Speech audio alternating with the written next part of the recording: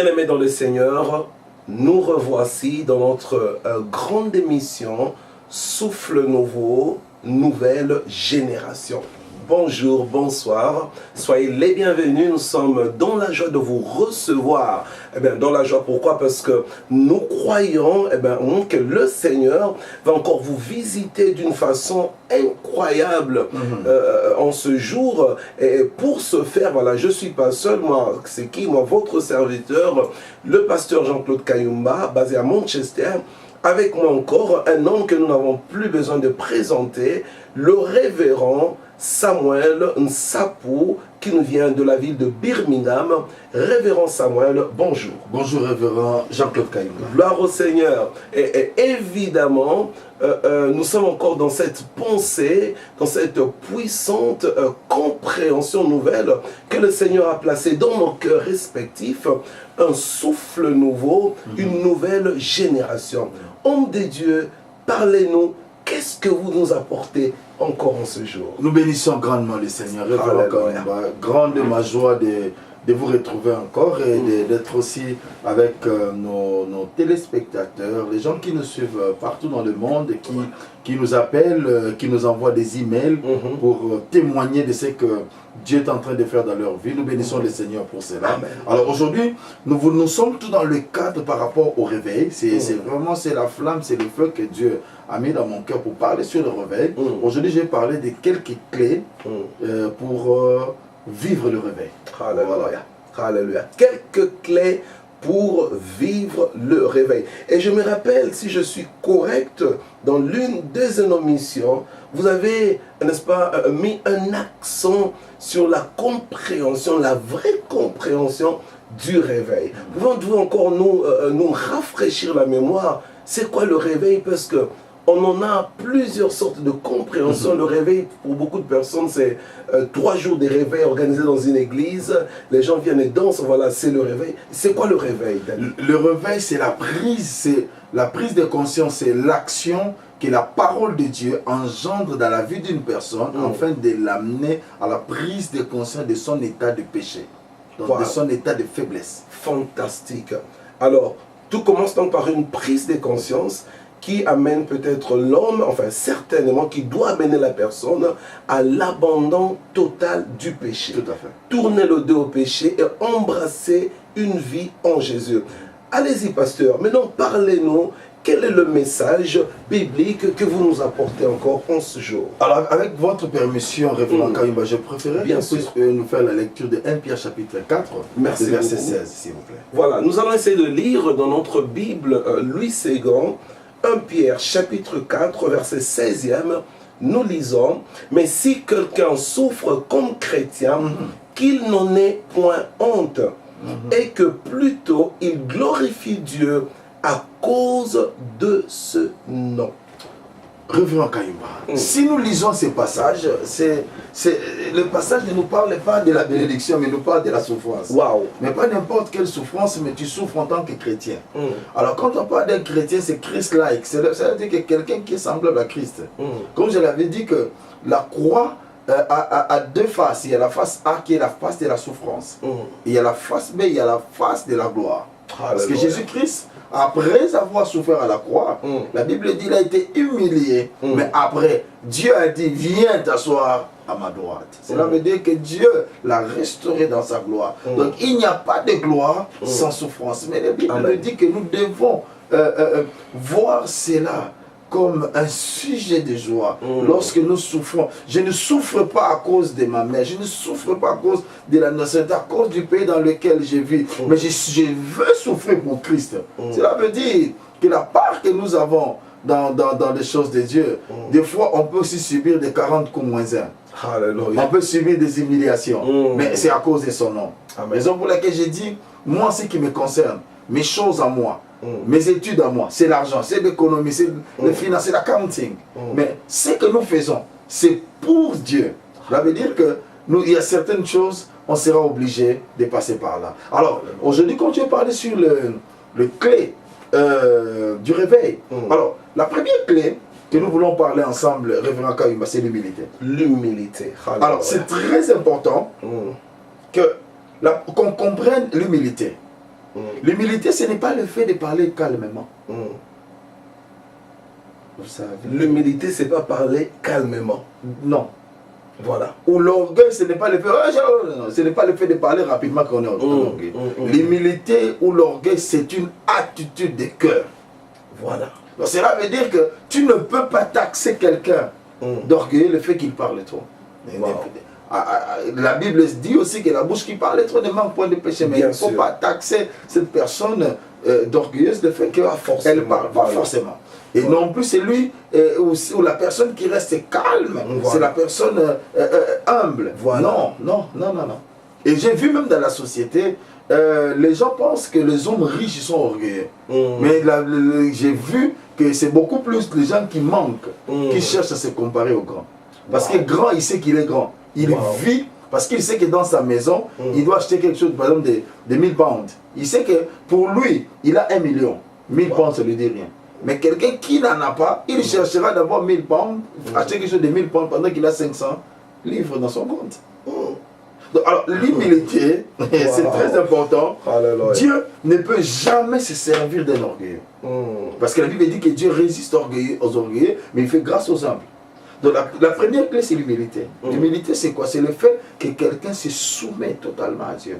Quelqu'un qui accepte le marteau, quelqu'un qui accepte... Vous savez, la Bible nous dit que la parole de Dieu est comme un marteau, et comme une épée qui sépare, la double tranchant, qui sépare jointure et moelle. Cela veut dire que la personne... Vous savez, à l'époque, lorsqu'on grandissait, il y avait un singe qu'on appelait Vieux Marcel. Lorsqu'on allait... On jetait la banane au Vieux Marcel. Il ne mangeait jamais la banane avec la peau. Il commençait d'abord par épulcher. Après, il mange. Cela veut dire que Dieu, lorsqu'il veut d'abord nous utiliser, il prend le temps pour nous éplucher. Ça fait mal. Mais le résultat sera bénéfique. C'est ça la première clé, l'humilité. Waouh! L'humilité. Et rappelons-nous, la Bible déclare, l'humilité précède la gloire. Donc l'inverse, c'est-à-dire l'orgueil précède la chute, la ruine. Bien aimé, s'il vous plaît, allons-y, la deuxième clé. La deuxième clé, c'est le désir de Dieu. Le désir de Dieu. Qu'est-ce que vous voulez dire? Quand je parle du désir de Dieu, je vais prendre cela par une illustration. Lorsque je me rappelle au moment où, par exemple, un homme fait la cour à une femme, manifeste un désir. Même au moment où vous vous séparez, au niveau de tes pensées, tu as toujours l'image au moment où elle partait. Tu as l'image qui reste en toi. Et tu désires que la nuit puisse s'écourter, malgré que la nuit ne peut pas s'écourter par rapport au ressentiment que tu as dans ton cœur. Mais le fait que la personne désire, elle verra que la nuit sera courte. Amen. Alors quand on désire Dieu, c'est là, désirer Dieu veut dire quoi? Veut dire que je veux voir réellement Dieu dans sa grandeur dans ma vie. Désirer Dieu, qu'il se manifeste dans sa grandeur. Nous sommes tellement petits que la grandeur de Dieu peut nous échapper. Mais lorsqu'on manifeste ses désirs, il se révélera. Wow. Il se manifestera. Parce qu'on nous donne, pasteur Jean-Claude. Moi, si je viens, je n'ai pas, même si vous me donnez quoi que ce soit, je ne mangerai pas. Si je n'aime pas quelque chose, vous venez me l'offrir. Non, est-ce qu'il y a possibilité de boire? Je ne peux pas boire parce que, pour dire non, je ne peux pas te frustrer. Mais pour être honnête, je dirais non, je ne peux pas parce que je n'aime pas. Alors quand on aime quelque chose, on prend possession de la chose. Quand on aime, on manifeste ses désirs. Le Seigneur se révèle à nous. Le désir de Dieu. Et donc les choses commencent par là. Voilà, l'humilité. Et alors, il faut ajouter à cela le désir de Dieu. Donc, un désir réel de rencontrer Dieu, de vivre Dieu. Et ça nous manque dans nos églises d'aujourd'hui, bien-aimés. Et oh my God. Bien-aimés, allons-y d'abord. J'ai une question, mais voilà, le temps commence encore à filer. Oh là là. Allons-y d'abord. La troisième clé, si on a une troisième. La troisième clé, c'est être disposé à payer les prix. Donc dans ces histoires, il y a un... Mais est-ce que ce n'est pas paradoxal, parce que je vous entendais dire que c'est simple ces histoires, le nouveau souffle et qu'on sort, vous disiez Christ agit dans la simplicité, dans une de vos émissions. Un peu comme Christ qui disait, bon écoutez, le royaume venait, et puis après il dit, il faut manger ma chair, il faut boire mon sang. tout le monde a fouillé. Voilà. Vous n'allez pas faire fuir tout le monde parce que non, parce que non, vous dites qu'il faut payer un prix. Quel prix encore? Parce que il faut donner, je ne sais pas moi, 10 000 livres afin que vous imposez la main à une dame pour qu'elle reçoive le vent nouveau ou bien. Pas du tout. C'est quoi le prix? C'est combien? 15 $. Accepter le prix, c'est gratuit. Oh là là. Mais comment vous dites qu'il faut payer le prix? Payer le prix, cela veut dire que pour avoir un résultat, même pasteur Jean-Claude, pour porter un habit, tu dois payer le prix. Quel est le prix? C'est que tu dois apprendre à repasser. Amen. Ou tu dois envoyer cela pour qu'on repasse pour toi. C'est un prix. Parce qu'il y a l'argent qui doit sortir. Je crois, Daddy. Même le fait de pouvoir se laver, tu dois payer un prix. Parce que derrière la chose, il y a les frais que tu dois payer pour l'eau. Alors pour Dieu, le prix que nous payons, c'est le prix de la lapidation. Le prix des insultes. Non, là vous exagérez. Permettez-moi. Le prix de la lapidation. Un homme comme Étienne, oui, dans le livre des Actes des Apôtres chapitre 7, on est en train de le lapider. Mais lui il crie, je vois le Seigneur debout, je vois le Seigneur dans sa gloire. Et il le lapide, encore pour qu'il meure rapidement. Mais au fur et à mesure qu'on le lapidait, lui voyait la gloire de Dieu. Donc cela veut dire que pour voir le réveil, il faut être disposé à payer le prix. Les choses de valeur, on ne les trouve jamais en surface, mais elles sont en profondeur. Il faut creuser pour les atteindre. Amen. Ah, ça j'aime d'aller. Quand vous dites le prix de la lapidation, my God. Et peut-être quelqu'un dira qu'il y a seulement Étienne dans la Bible, mais il y a un homme qui répond au nom de Whitefield, ici en Angleterre, qui était lapidé aussi, pendant qu'il était en train de prêcher la parole. Comment, dans quelles circonstances? Parlez-nous un peu. Qui était Whitefield? Whitefield, c'est quelqu'un parmi les gens qui ont engendré le réveil dans ce pays, dans le royaume, dans le Royaume-Uni. Et cet homme, pendant qu'il était en train de prêcher, on l'a lapidé. Mais il continue toujours à prêcher l'évangile pour Christ. Wow. Donc ça date vers les années 1752, quelque chose par là, où il a été lapidé. Mais il a parlé de cela, mais il a continué de prêcher l'évangile. Parce que l'évangile, pasteur Jean-Claude, ce n'est pas seulement le fait qu'on s'assoit, on s'habille, non. Il y a aussi une face cachée. Voilà. La face du prix à payer. Et ça c'est important de le dire parce qu'aujourd'hui, on a complètement oublié cet aspect des choses. Aujourd'hui, on est juste dans le confort, comme les Anglais disent, staying in our comfort zone, entre nos quatre murs. On vient chaque dimanche. Eh bien, la vie chrétienne, c'est une vie en rose. On marche sur des pétales en rose. Mais Daddy, je ne sais pas, les premiers pasteurs, les premières églises, je me rappelle, moi, je me suis converti en 1988. Et c'était le genre d'évangile. Papa, on analyse un peu parce que nous sommes dans cette mouvance, un nouveau souffle, une nouvelle dispensation.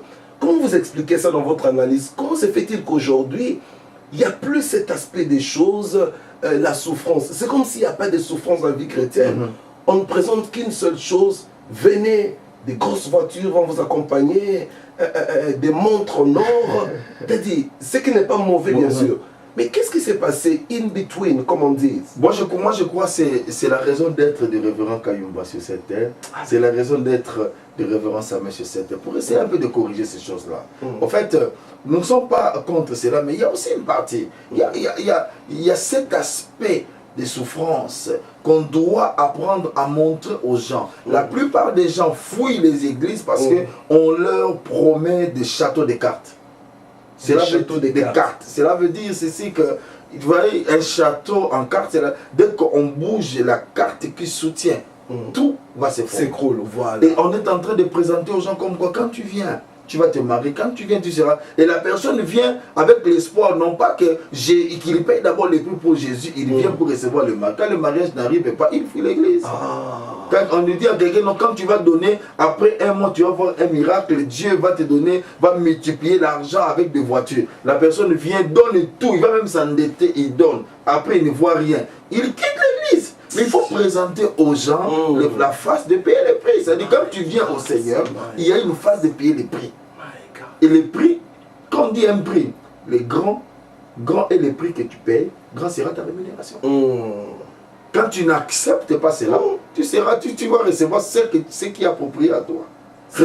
Raison pour laquelle vous allez voir parmi nos pères, les gens qui se sont sacrifiés, Dieu les a élevés dans une dimension extraordinaire. Amen. Parce qu'ils ont accepté de payer le prix avec Christ. Ils ont accepté les 40 coups moins comme je dis à peine. Ils ont accepté d'être insultés. Il y a des gens qui ont été chassés de leur maison à cause de Jésus. Il y a des gens qui ont été, dont les maris les ont abandonnés, les femmes ont fui, les enfants les ont insultés à cause de Jésus. Alors de tels hommes, Dieu en réserve une couronne dans le ciel et sur cette terre. Alléluia. Et ça t'a dit, j'aime. Notre temps est en train de courir. Il court même pas, le temps est en train de voler. C'est comme si il s'est acheté des ailes quelque part. Mais ce que vous dites est tellement profond. Vous savez, non, ça c'est vraiment une chose clé. Parce que Jean-Claude, je vais vous dire une chose. Oui, je vais vous dire une chose par rapport à votre vie. Vous vous rappelez quand vous allez encore au niveau des bandes où vous avez camions. Mais bien sûr. Alors imaginez un homme qui a payé de tels prix pour le Seigneur. Pensez-vous que le Seigneur va l'oublier? Mais non. Si cet homme-là roule, aujourd'hui peut-être on peut dire roule en carrosse, est-ce que c'est parce qu'il le voulait ou c'est parce que les sacrifices, le prix qu'il a payé pour Dieu? La Bible dit Dieu est le rémunérateur de tout ce qu'il cherche. Ce n'est pas seulement les gens qui les cherchent en prière, mais les gens qui se sacrifient, qui acceptent de payer les prix. Il y a d'autres personnes qui ont étudié, mais Dieu leur a dit donne-moi les diplômes. Alléluia. Mais il y a des gens qui travaillent, Dieu leur a dit arrête avec le travail, viens me servir. À la maison, ils ne mangent plus rien. Mais ils ont accepté de suivre un Dieu qui ne voit pas, mais qui croit. Alléluia.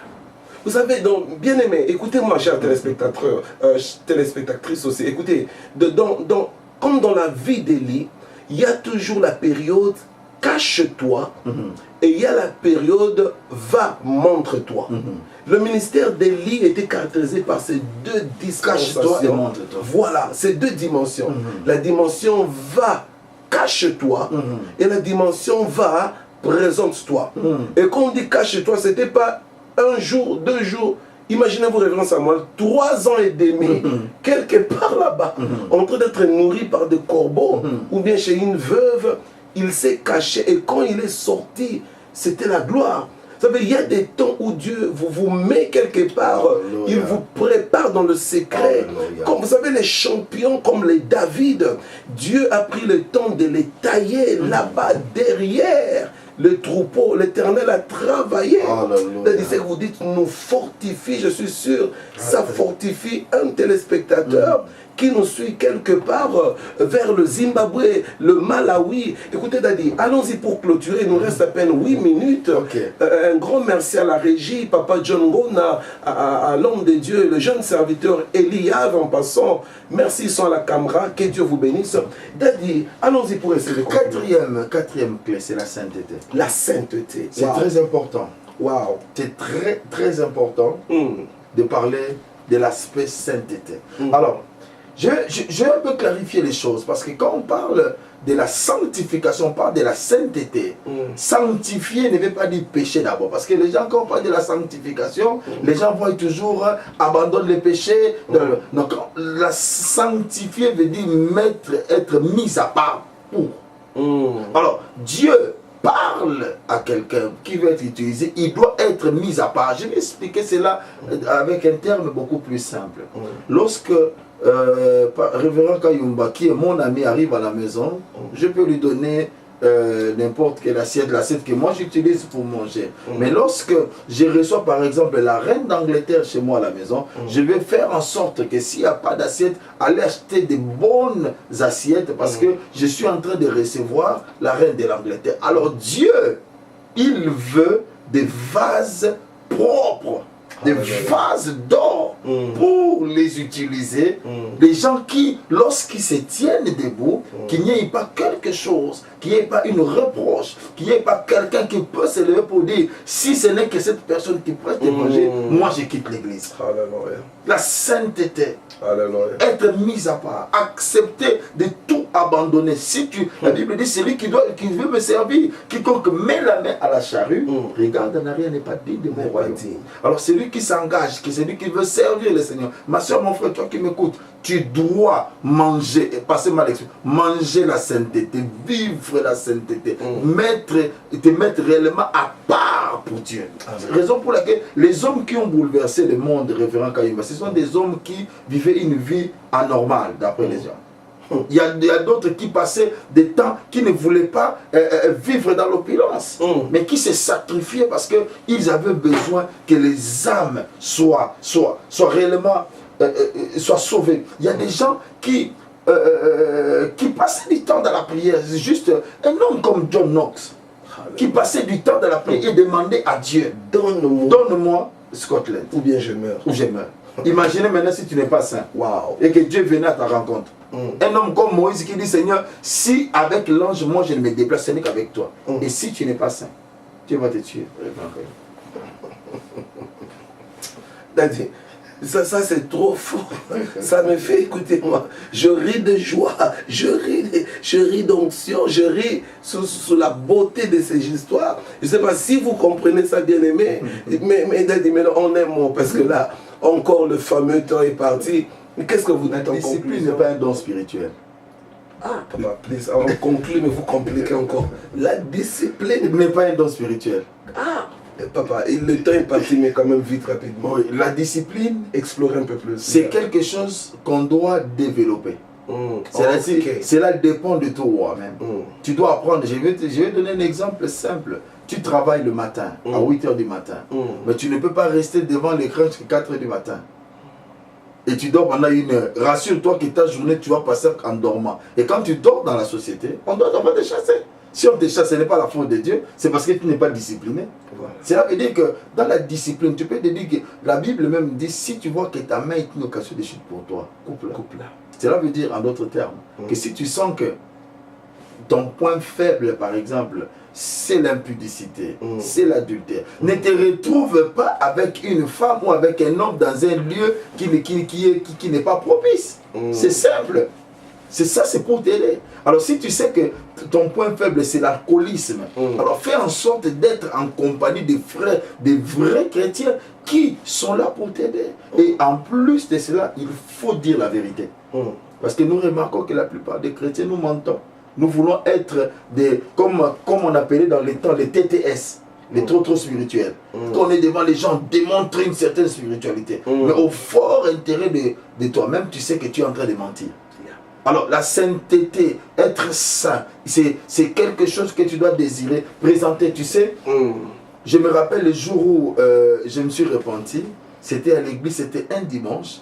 Je suis arrivé, je n'oublie pas, c'était un jour, c'était un dimanche, on était dans l'église et on a appelé qui peut donner sa vie au Seigneur.